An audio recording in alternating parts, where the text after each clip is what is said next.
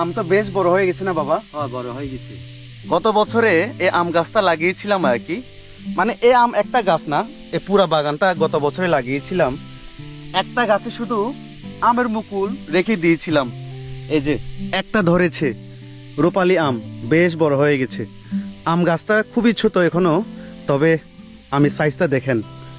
আচ্ছা, আরেকটা কথা বলি, আপনারা কখনো এক বছরের মধ্যে কখনো আমের ফুল রেখে দিবেন না। যদি এক বছরের মধ্যে যদি আমের ফুল আসে, ওই আমের ফুলটা ভেঙে ফেলবেন। হ্যাঁ, যদি আপনি আমের ফুল রেখে দেন, এই আম গাছটা বড় হইতে পারবে না, দুর্বল হয়। হ্যাঁ, দুর্বল হয়ে যাবে। তারপরেও পুরো একটা বাগানে শুধু একটা গাছ রেখে দিয়েছিলাম টেস্টিং করার জন্য। হ্যাঁ, দেখেন আমার কষ্টের ফসল। এ বাগানটা আমার বাগান, আমার বাবা না। আগামী মাসে পাকবো, জুন মাসে পাকবো আর কি। সামনে মাসে পাকবে। সামনে মাসে জুন মাসে পাকবো। আর সকাল থেকে আম বাগানে আসছিলাম আর কি, আপনারা একটা ভিডিও দেখেছিলেন, ওই যে জুম ঘর, ওখানে পানি জমায় রাখার জন্য মাটি গর্ত করার জন্য আসছিলাম। ওটা শেষ, কি সুন্দর লাগছে, ছোট্ট একটা গাছ।